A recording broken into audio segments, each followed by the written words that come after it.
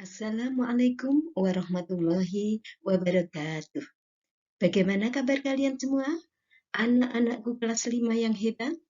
Kita berjumpa kembali dengan PGRI Tulungagung dalam pembelajaran cerdas pangkas.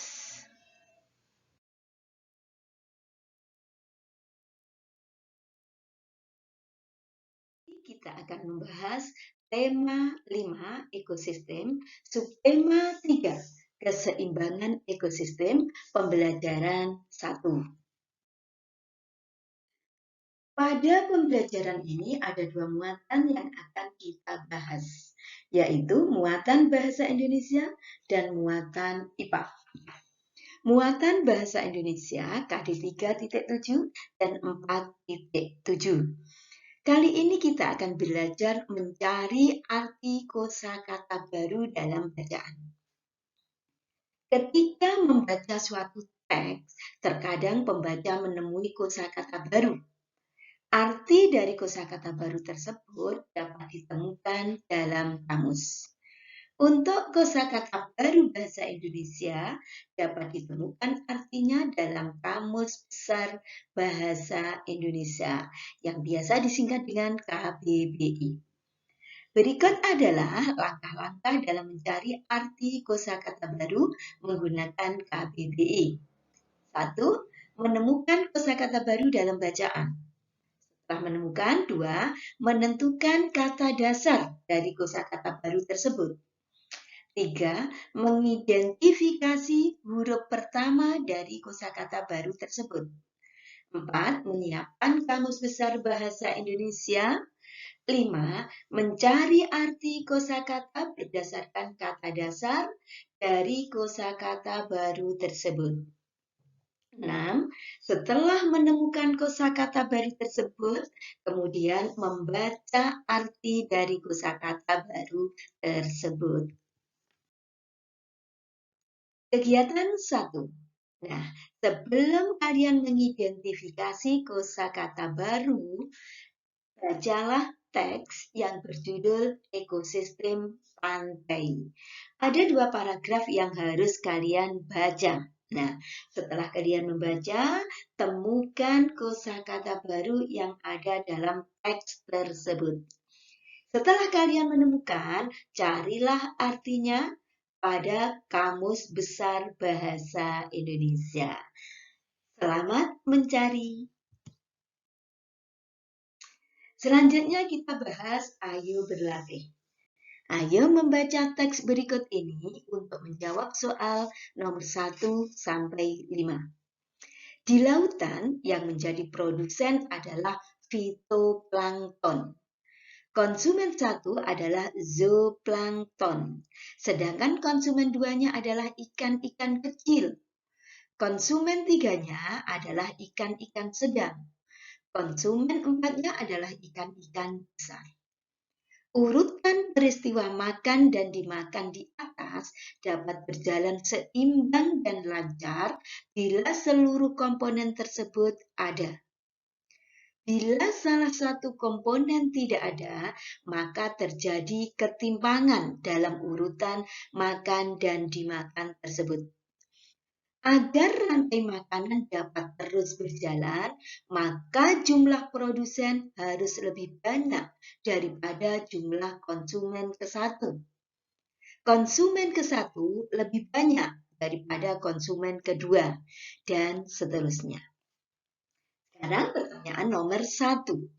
Kalimat utama paragraf tersebut terletak pada bagian A. Awal, B. Tengah, C. Akhir, D. Awal dan akhir. Jawaban yang betul adalah A. Awal. 2. Salah satu kosakata baru yang terdapat pada paragraf tersebut adalah fitoplankton. Untuk kosakata baru bahasa Indonesia dapat ditemukan artinya dalam Kamus Besar Bahasa Indonesia yang biasa disingkat KBBI. 3. Arti dari kata zooplankton adalah titik-titik yang mengapung yang hanyut terbawa arus laut. Jawabannya yang betul adalah hewan atau binatang yang mengapung. 4. Agar rantai makanan dapat terus berjalan, maka jumlah produsen harus lebih banyak daripada jumlah konsumen ke satu. Konsumen ke satu lebih banyak daripada konsumen kedua, dan begitu seterusnya. Kata tanya yang tepat untuk membuat pertanyaan berdasarkan kalimat yang bergaris bawah adalah bagaimana. 5. Buatlah masing-masing sebuah kalimat dengan kosakata berikut. 1. Fitoplankton. 2. Zooplankton. 3. Rantai makanan. Silahkan dibuat sendiri-sendiri. Selanjutnya muatan IPA KD 3.5 dan 4.5. Kali ini kita akan mempelajari tentang jaring-jaring makanan. Dalam sebuah ekosistem sangat mungkin akan terbentuk beberapa rantai makanan.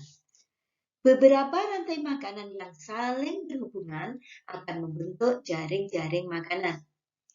Dalam satu ekosistem memungkinkan terdapat lebih dari 2 produsen, sehingga terbentuk jaring-jaring makanan yang sangat kompleks. Ada juga makhluk hidup yang mempunyai peran berbeda dalam jaring-jaring makanan, tergantung jalur rantai makanannya. Dalam kehidupan sehari-hari, peristiwa makan dan dimakan tidak sesederhana seperti yang telah dijelaskan pada subtema 2. Rumput sebagai produsen tidak hanya dimakan oleh belalang saja, tetapi juga dimakan oleh burung dan hewan lainnya.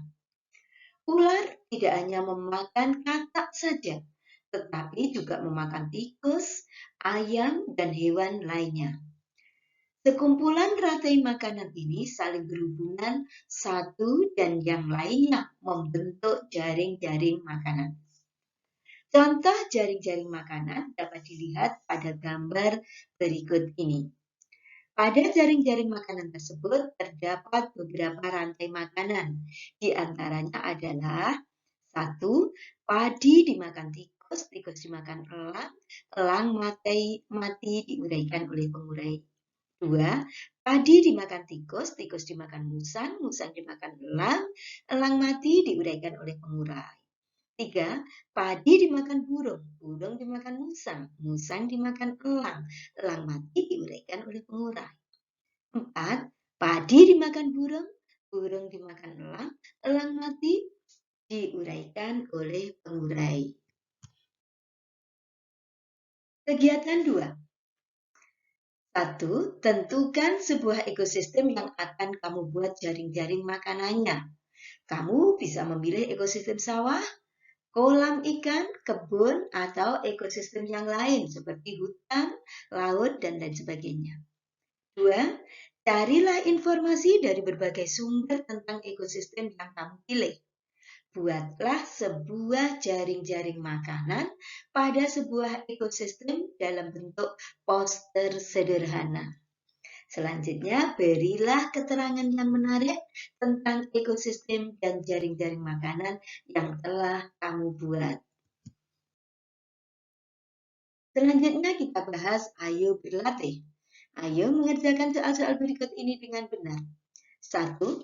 Dalam sebuah jaring-jaring makanan, tumbuhan berperan sebagai produsen karena dapat membuat makanan sendiri melalui proses A. Simbiosis, B. Fotosintesis, C. Pembuahan, dan D. Penyerbukan. Jawaban yang betul adalah B. Fotosintesis. 3. Sekumpulan rantai makanan yang saling berhubungan satu dan yang lainnya dalam suatu ekosistem akan membentuk jaring-jaring makanan. 3. Hewan yang menjadi konsumen primer tergolong jenis hewan herbivora atau omnivora. 4. Konsumen puncak pada sebuah jaring-jaring makanan yang mati akan diuraikan oleh pengurai atau disebut decomposer. 5. Ayo memperhatikan jaring-jaring makanan yang ada di buku cerdas tangkas kalian. Lalu tuliskan 3 rantai makanan yang menyusun jaring-jaring makanan tersebut. Jaring-jaring makanan yang rantai makanan yang bisa tersusun. 1. Tumbuhan dimakan oleh kelinci. Kelinci dimakan oleh rubah. Rubah mati diuraikan oleh decomposer. 2. Tumbuhan dimakan oleh tikus. Tikus dimakan oleh rubah. Rubah mati diuraikan oleh pengurai. 3. Tumbuhan dimakan oleh kelinci. Kelinci dimakan oleh burung elang. Burung elang mati diuraikan oleh decomposer. Demikian tadi pembahasan tema 5 subtema 3 pembelajaran 1. Semoga bermanfaat. Terima kasih. Sampai jumpa di video pembelajaran berikutnya. Saya akhiri. Wassalamualaikum warahmatullahi wabarakatuh.